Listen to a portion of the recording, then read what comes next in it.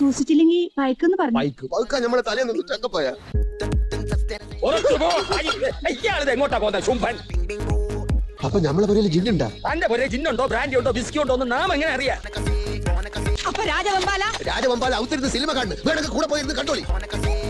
നമ്മളെ പുരേ കയറാൻ പാടില്ല എന്നോട് നമ്മൾ പറഞ്ഞല്ലടാ. കച്ചവടത്തിന് കണ്ടിട്ടല്ലേ പറഞ്ഞു? പിന്നെ ഇപ്പൊ തിരികെ വന്നത് എന്റെ ഉമ്മാന്റെ മയ്യത്തെടുക്കാനാ. പാമ്പുണ്ടാ? ഉണ്ടില്ല, ഉണ്ണാൻ ഇലയിട്ടിക്കിട് ചെന്ന് വിളമ്പിക്കൊടു. ഒന്ന് വീണു. വീണോ? എന്താ എനിക്ക് വീണൂടെ? മൂക്കുത്തിയിട്ടാണോ വീണത്?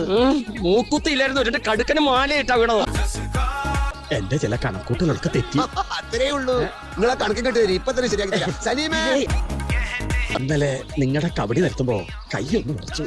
വയസ്സായി വരികയല്ലേ, കുറച്ച് കൊയപ്പെടുത്തിട്ട് നല്ലോണം ഒരു പിടുത്തം പിടിച്ചാൽ മതി. സലീമേ, നിങ്ങളെ തല തിരിഞ്ഞു പോയാ? തിരിങ്ങോട്ട് തിരിഞ്ഞു. 10,000 ഉറുപ്പ്യ മുടക്കിച്ചിട്ട് മൂത്രം കാട്ടി ഓമം നടത്തിയത് പുത്രകാമേഷ്ടി.